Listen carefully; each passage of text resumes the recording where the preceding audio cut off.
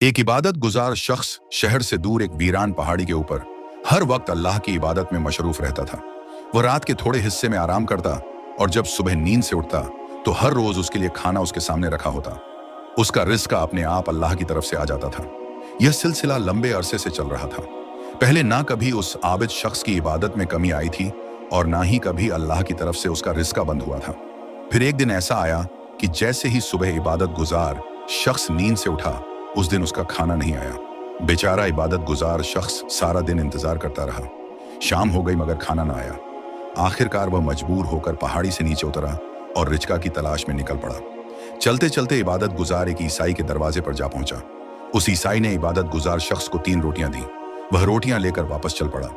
इबादत गुजार ने अभी कुछ कदम ही उठाए थे कि अचानक पीछे ईसाई का कुत्ता आ पहुंचा और इबादत गुजार शख्स पर भौंकने लगा।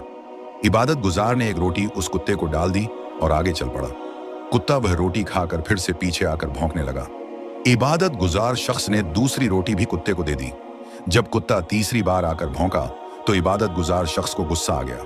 वह गुस्से में आकर कुत्ते से कहने लगा, ऐ कुत्ते, तू बड़ा ही एहसान फरामोश है। पूरे दिन का भूखा किसी के सामने हाथ फैलाकर 3 रोटियां ली, उनमें से भी 2 तुझे दे दी, फिर भी तू मेरा पीछा नहीं छोड़ रहा। तो उस पर अल्लाह ने उस कुत्ते को बोलने की ताकत दे दी। कुत्ता बोल उठा, ऐ इंसान, एहसान फरामोश मैं नहीं बल्कि तुम हो। मेरा मालिक जो एक मामूली इंसान है, जो मुझे 3 दिन तक रोटी नहीं देता, मैंने फिर भी कभी अपने मालिक का दर नहीं छोड़ा।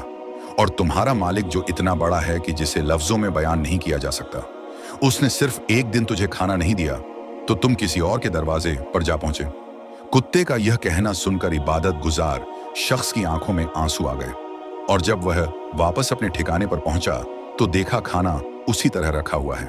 सबक अल्लाह पाक कभी कभी इंसान के सब्र और ईमान का इम्तिहान लेता है।